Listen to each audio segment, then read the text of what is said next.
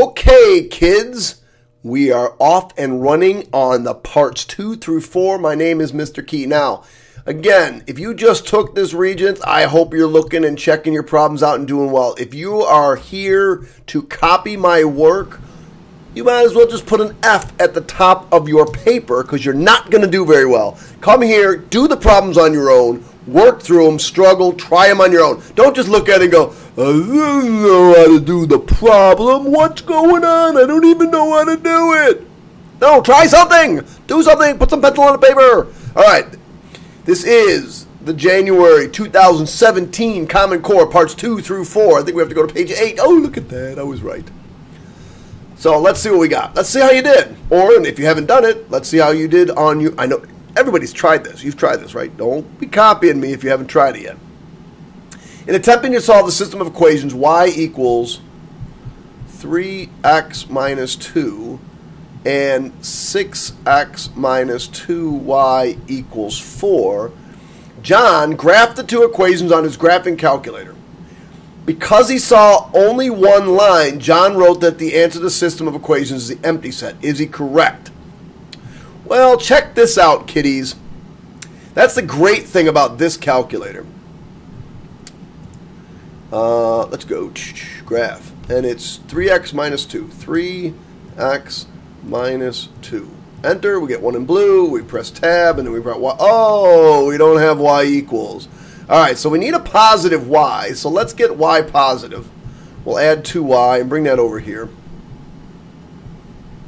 And then we'll bring the 4 back over by subtracting 4 and subtracting 4. So I get 6x minus 4 equals 2y. Divide by 2, and I get 3x minus 2 equals y. Well, that looks really familiar. Wait a second. That's the same line. Oh, if I would have graphed it, the only reason I would have seen the same thing is because I do 3x minus 2. I get the same line. It's the same exact line. So is he correct? No. And then you have to say something like when the second equation is solved for y, we see that both equations are the same. Therefore, there is an infinite number of solutions. Something to that effect. You just have to basically get to the point where you said, they're the exact same line. Johnny's not that smart. Don't make fun of Johnny. A marathon is 26.2 miles long. This is the second time we're talking about marathons in this same test. You think that the person that was writing this test probably is a runner? Probably. All right, so let's see. We're going to convert this. We want to, so we know that this, so we got Alan apparently runs in Europe or something like that where they actually do things in kilometers per hour. And we want to know how long to the nearest tenth of an hour. Determine how long it will take Alan to complete the marathon to the tenth of an hour. All right, so we got to do some conversions. 26.2 miles. And we want to convert this. So I want to get rid of miles, so I'll put miles down here. And I'll put kilometers here. Well, I need to go, and I don't have it on this one. I think it's on this one.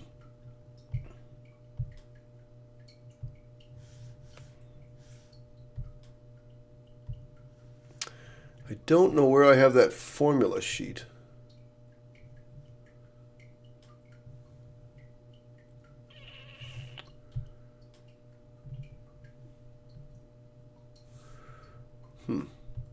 I think I would have it on this.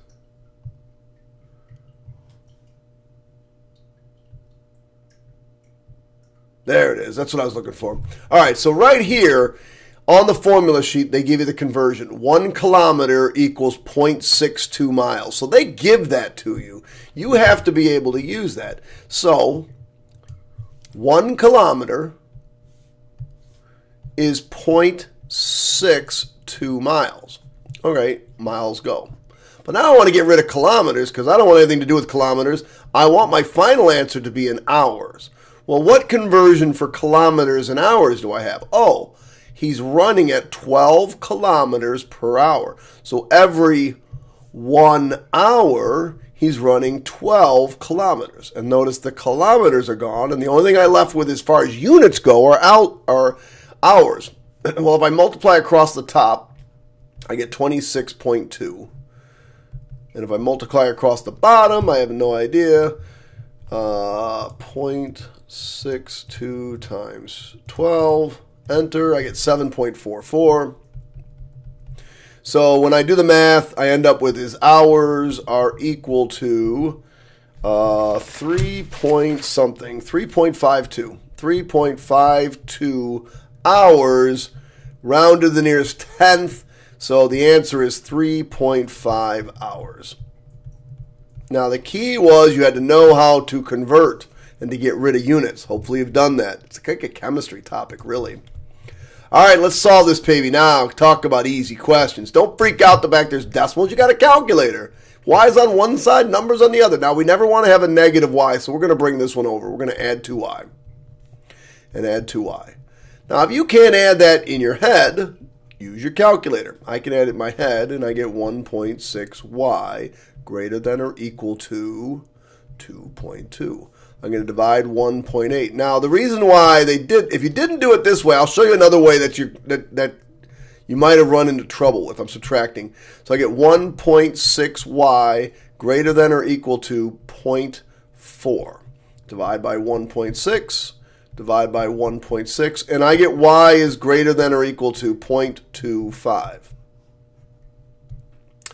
And that's the answer. Now, if you didn't solve it this way, and let's say you brought this over, you're going to add 0.4. So you add 0.4. So you get 1.8 greater than or equal to 2.2 minus 1.6y. And then you subtract 2.2. And subtract 2.2,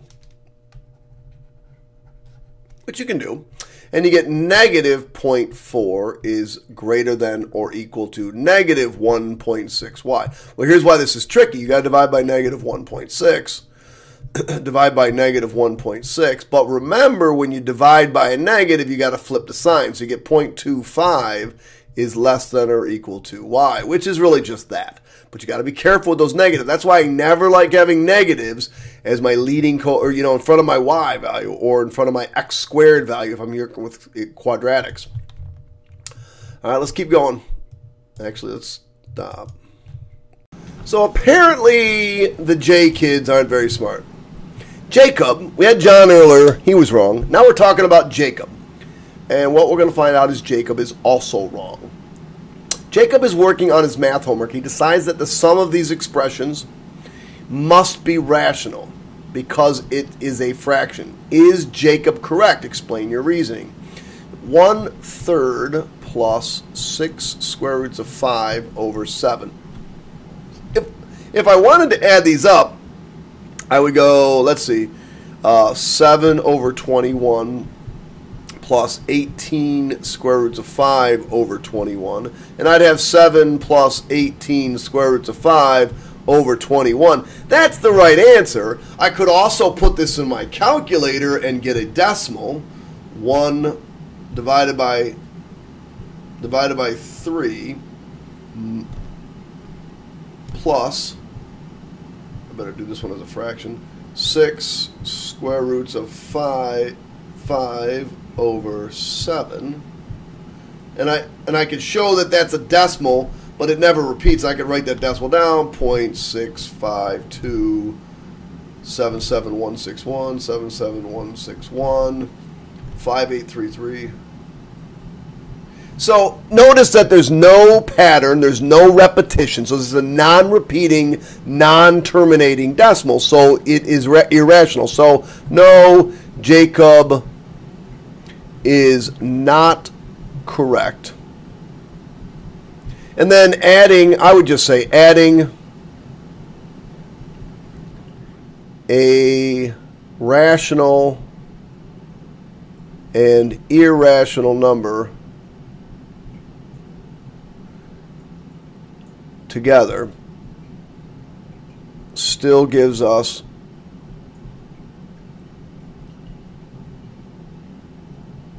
an irrational number. You had to say something to that effect. In fact, just by adding a irrational number is not going to change it. Okay, sometimes when you multiply irrationals, you get rid of them, but not adding.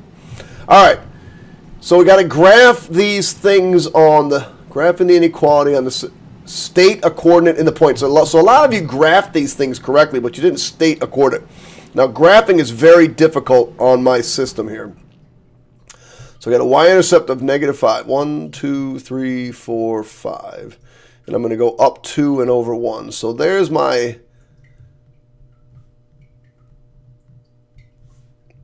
dots. And let me just make sure I have the right equation. And because, oh, that's good. I don't have to draw a straight line. Because it is a strictly greater than, it is a dotted line. So you had to draw a dotted line. If you draw a solid line, it's -1. And because it's greater than, you're going to shade up. So common mistakes here, shading in the wrong direction, using a solid line instead of a dotted line.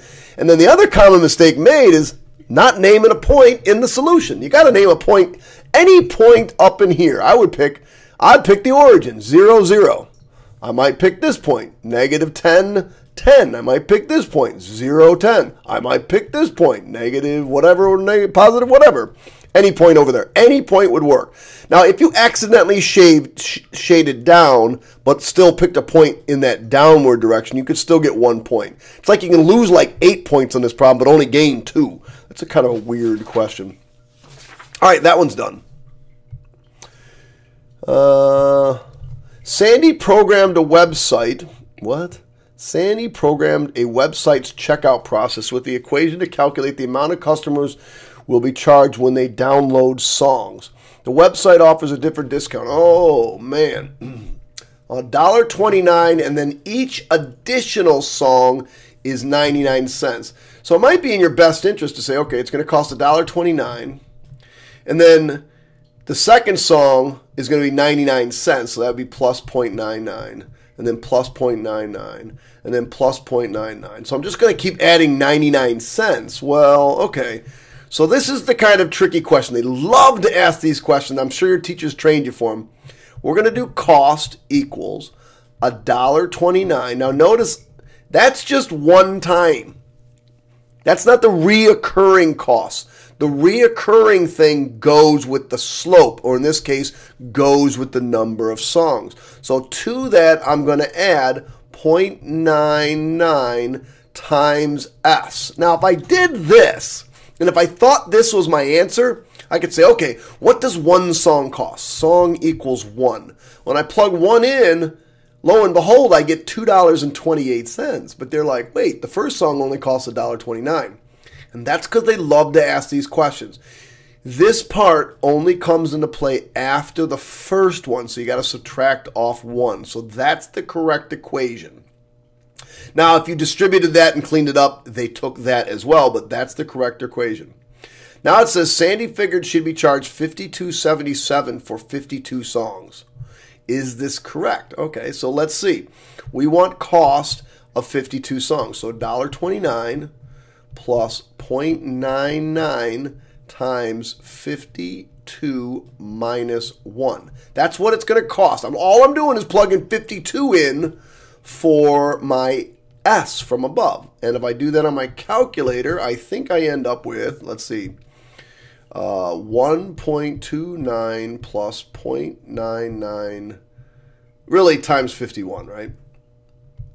51.78. And then so you have to answer the question, no, Sandy. Apparently everybody's dumb that figures out, works on this test. No, Sandy is not correct. It would cost. So the answer is no, Sandy is not. You can't put no, Sandy is not, because that's like a double negative. So maybe no, exclamation point. Sandy is not correct. It would cost 5178. All right, done with that problem. All right, so let's work on this question, which is number 31. This is an average rate of change question. Another way to say average rate of change is slope. So I want to do a slope between 2 and 7 hours. So I'm going to use these, and I'm going to use these. So I want the average rate of change. So in the top goes the dependent variable, and the bottom goes the dependent variable, or independent variable. So on top we want miles, because they depend on the time. The more time I spend, the more driving I'm going to do. So I'm going to use those. So I'm going to do 480 minus 140, the change in the y's, or the change in the miles, over the change in the time, 7 minus 2. And if you do this, you end up with 340 over 5, which is equal to 68. So the average rate of change is 68.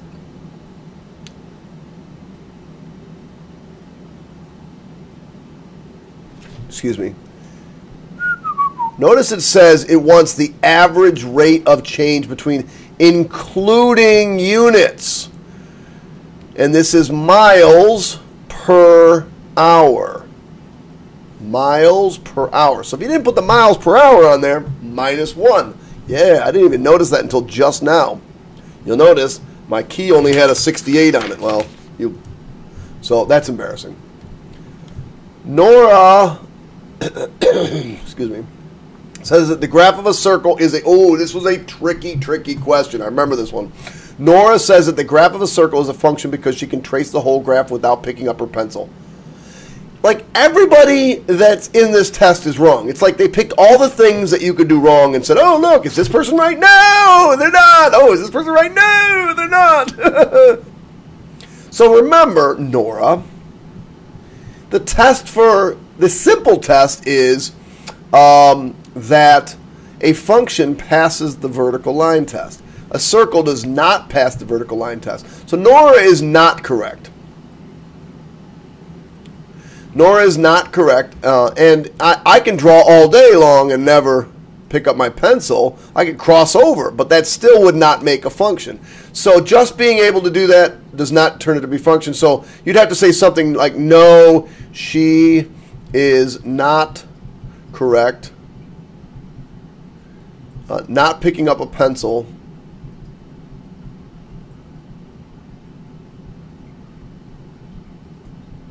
to draw a shape has nothing to do with being a function. Something to that effect.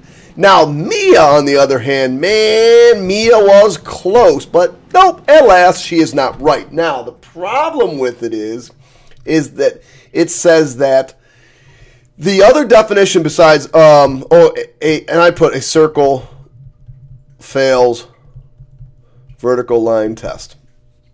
But this Mia, man, she was on to something, but she messed up one little bit. The other definition of being a function is for every x value, there is one and only one y value. So this one says, because multiple x values map the same y value. So she's right that it's not a function. So she is right that it is not a function. However,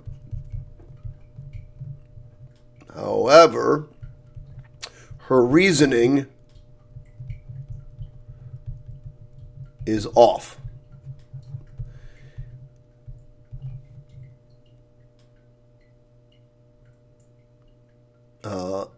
A single x value that maps to more than one y value is what makes You wonder why I type everything? Makes a relation not be a function. Let me show you what I mean by that. If I did this, x and y, and I said, okay, 2, 3, 4, 1, 3, and 5. Who cares? Goes there, goes there. That's a function. They said more than multiple x values map to the same y value. So let's do this. Let's say I did this. Let me just put a few more values in here. Multiple x values, 5, 6. So that goes there, and that goes there. So now I've got 3 pointing to 5, 4, 5 pointing to 5, and 6 pointing to 5. But that's okay. Remember, this is a function. If I have multiple x values pointing to the same y value, that's okay. However, this is not a function if I have 3, 4, 5, and so yes, function. This is no, not a function. So if I put like 2, 1, and 2, and I said, okay, that goes there, and that goes there. Oh, wait a second. Then I'm saying a single x value points to multiple y values. So they're both not correct. Nora's just not very smart. And Mia was close, except she had it backwards. A single x value points to multiple y values. It's a tricky question. All right, so I had another problem with scanning. So on this particular question, my answer key is going to show up, so that's not good. But I did want to talk to you about using your graphing calculator. So let's talk about that. Let's do these by using the graphing calculator. So we're going to do the absolute value of x and graph that. So in order to get credit for some of the stuff, especially since this is a 4-point question, you're going to have to show a little bit of work. So on this question, you might want to, let's see where my mouse pointer is, x, and then f of x. You might say something like -2, 2, -1, 1, 0, 1, 1, 1, 2, 2. And where do I get those? I get those from the table. You know, I can just go right to the table and take a look at those and plot those points. And then I could do this one. This is g of x. So I do x and then g of x. So I go back over here, get rid of the table, you just hit Control T, and I hit tab. Remembering to hit tab, and I get negative x squared plus 6.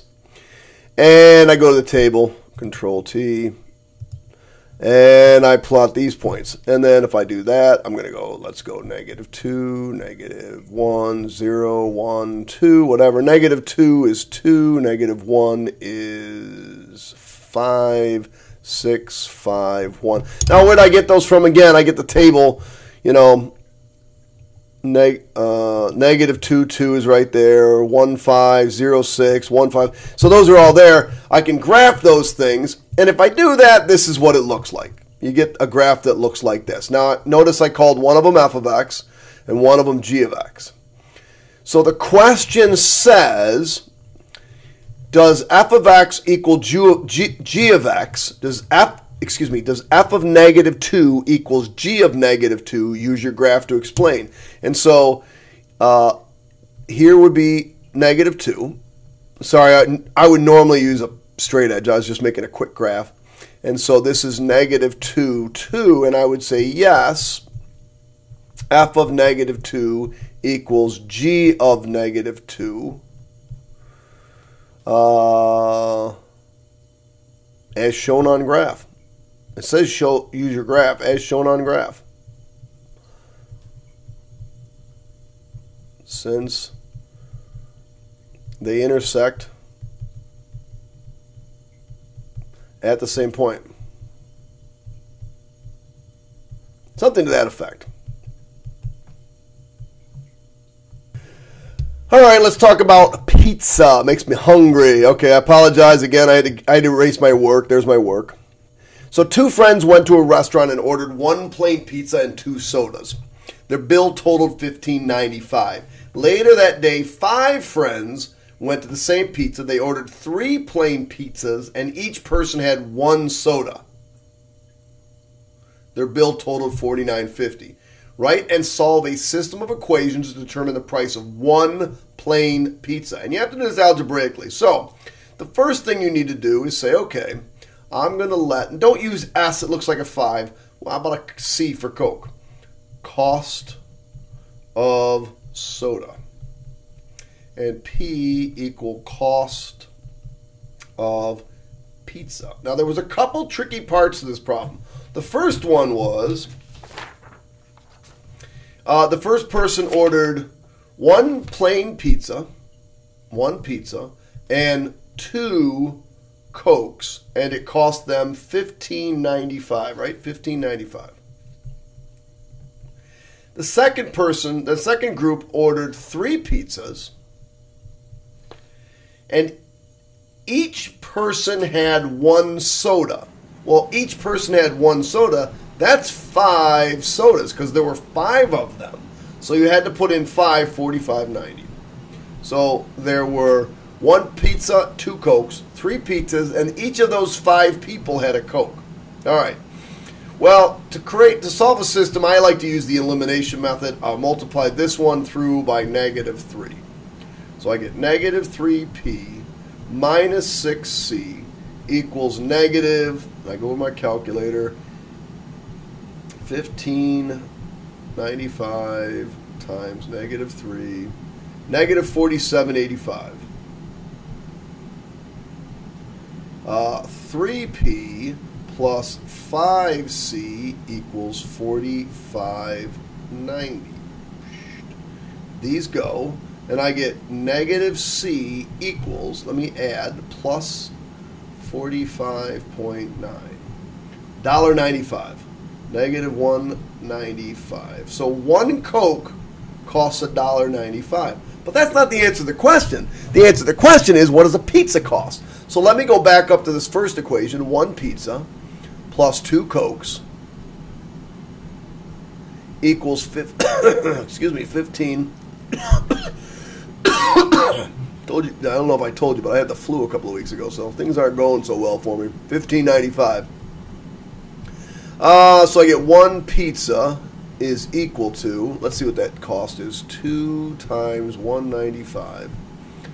And I'm going to end up taking the $15.95 and subtracting off that $3.90. And I get $12.05. So 1 pizza equals $12.05.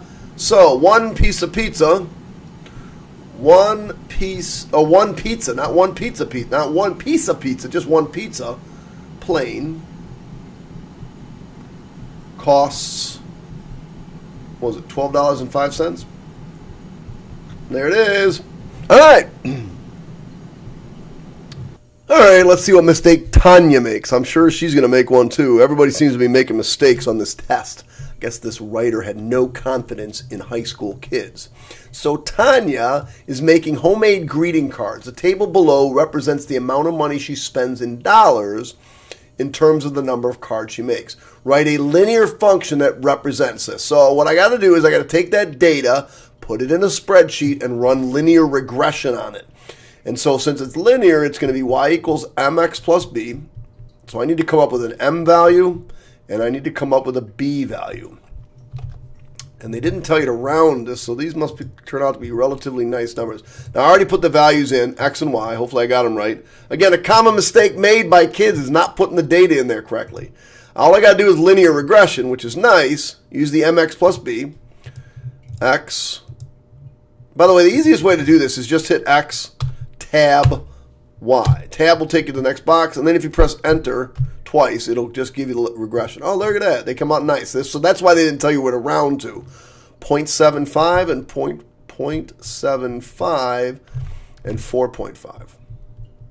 So you need to write an equation. If you forget a linear function, oh, it says f of x. So we need to write this as f of x equals 0.75x plus 4.5. So there's our equation. Probably got 2 points now. Explain what the slope and the y-intercept mean. Okay, slope is the rate of change. Now, rate of change of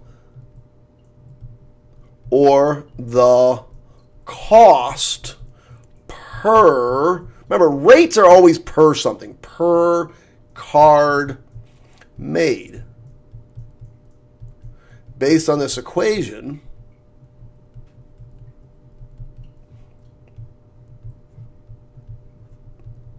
each card costs approximately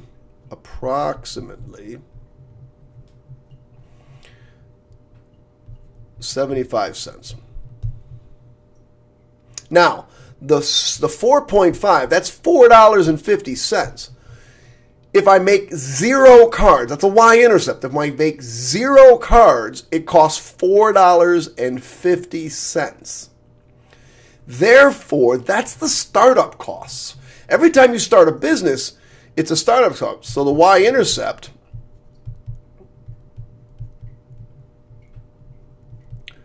of $4.50 represents the startup costs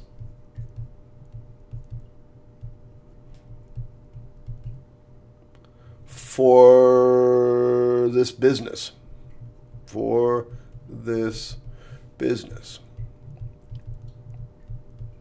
I.e. materials. Something like that. All right, that's it. Done with that problem. We got 2 left. All right, what do we got? Oh, this one. All right, Alex launched the ball into the air at the height of the ball is represented. So this is an upside down parabola. You know it's an upside down parabola because you got a squared term and it's negative. So more than likely what I would like to do is just come over here and get a table of values. Get a nice table of values. I don't know what the table's going to be. I do know I'm going to start out at 0. I'm not going to go anything past 0 because this is reality. So when I, 0 to 5. So I do know 1, 2, 3, 4, 5. I need to graph this. So I know when I plug 0 in, I'm going to 5. I don't know what the rest of this is. So I'm going to go to my calculator, go into graphing mode. I don't like the fact that there's other graphs in there. So I'm going to type in negative 8x squared. What happened to 36? Plus 40x plus 40x plus 5. Enter. Now I can't see this, and I really would like to see the top of this. And I don't need to see any of this. So I'm going to double click here, and I'm going to change that to, let's say, negative 2. And then I'm going to hit the tab button. Takes me up to the top. I need to see a lot, so I don't know, maybe 80? That should be enough for a rocket, right? Ah, that's pretty good. And then I don't need to see all that. Maybe, well, I need to go to 5, so let's go to 8. And how about negative 10? Just to kind of get, all right, that's a good picture. Now I see a picture of what's going on. 0 to 5, so I'm going to go to the table, Control T. And 1 is 37. 2 is 53. Notice 3 was also 53, and that makes this 37, and that makes this 5, because it's symmetrical, apparently. Okay, so now I've got it. Now I got to come up with a scale. Oh, wait, I need to know the maximum. You can't do a parabola without a maximum, so we got to figure out what this maximum is. Let me get rid of this table, because it's not on there, apparently. And I'm going to go Menu, Analyze the Graph, Maximum, click, click. There it is, 2.5, 55. So I should probably put that in there, 2.5, 55. All right, so let's go 0, 1, 2, 3, 4, 5. I don't really like it. I didn't use the whole graph. That's all right. Let's see, 5, 10, 15, 20, 25, 30, 35, 40, 45, 50. Not going to work. So let's make this 10, 20, 30, 40, 50, and 60. So I know I'm going 0, 5, 137, 253,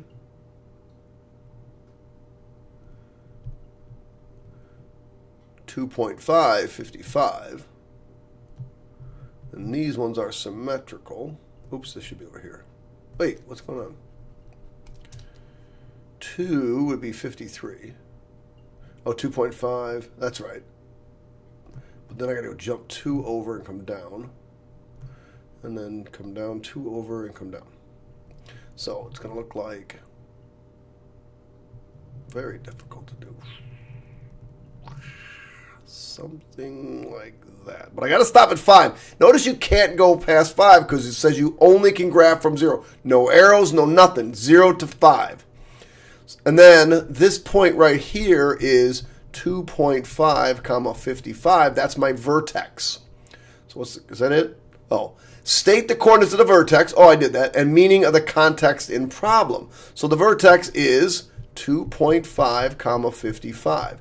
So you need to understand what that means. Well, 2.5 is down here 2.5 seconds. 55, what's this thing measured in? The height in units. How dumb is that? The h height in units. You can't say in meters, in feet, or in whatever. Oh man, that's a tricky question. So, what is this, a rocket? Launched a ball. After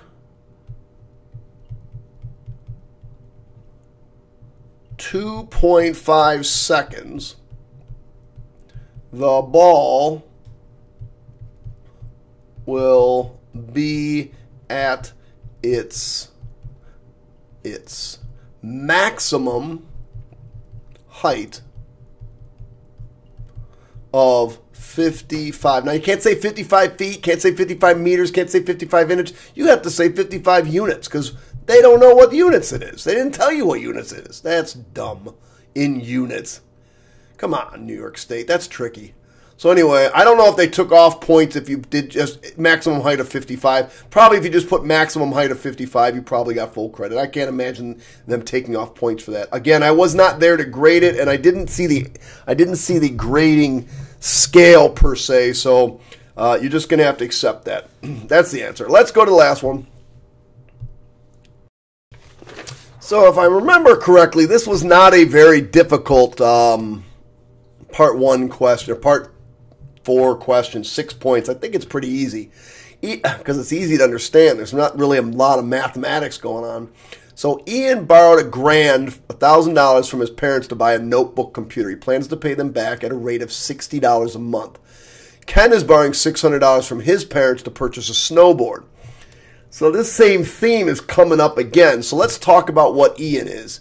Ian starts out with $1,000 and he's going to get rid of $60 a month. Well, let's let this say m equals, let m equal number of months. So you have to tell what your variables are going to use. And let's talk about Ken. Well, Ken is going to start out at $600 and he's going to pay off his parents at $20 per month. So those are their individual expressions. Part 1 here says determine or write an equation that can be used to determine after how many months the boys will owe the same amount. Well, owe the same amount is when they're equal. So I would just write this. When are they going to be equal? That's it. Part 2 says determine algebraically when they will owe the same amount of money. State the amount they will owe at this time. So you not only got to figure out what m is, the number of months, but you got to figure out how much they'll owe. So I just got to solve that. Let me just rewrite it here. 1,000 minus 60m equals 600 minus 20m. Now I don't like to have my variables negative, so I'm going to move the 60m over. I know that bothers some of you, but I'm going to move this 60m over. That's 60, 100m. And then I'm also going to move this 600 back over to this side. So I get 400 equals 40m. So if I divide by 40, I get m equals 10. So after 10 months, they will owe the same amount. Each owe some amount of dollars. I just got to figure out what it's going to be. So I'm going to take 1,000, and I'm going to subtract off 60 times 10. Well, 60 times 10 is 600. So 1,000 minus 600 is $400. So after 10 months, they will each owe $400.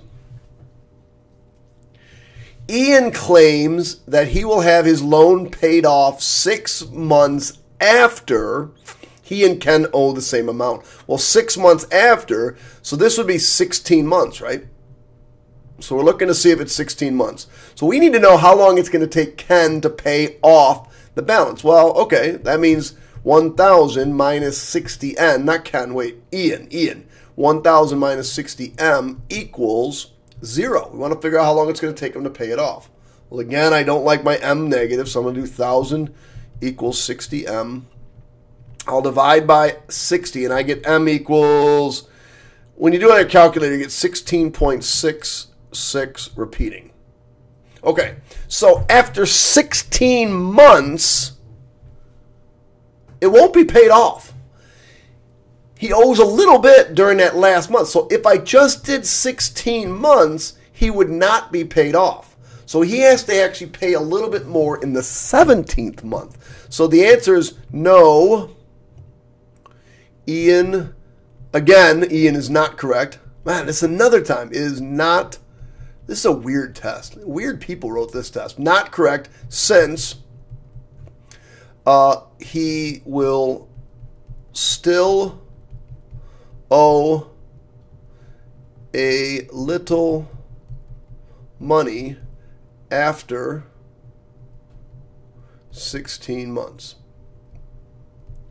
It takes him 17 months to completely pay off the loan. And that's it, kids. Hit the subscribe button, hit the like button, keep working hard, keep pressing. Good luck on the Regents. Good luck, good luck, good luck, good luck. And keep following us. Okay, and if you're only in Algebra 1, remember, we do these for geometry. We also do these for Algebra 2. And in Algebra 2, we have a full-fledged course. So when you get there, you'll see a lot of my videos. Okay, kids? Catch you on the flip side. Bye.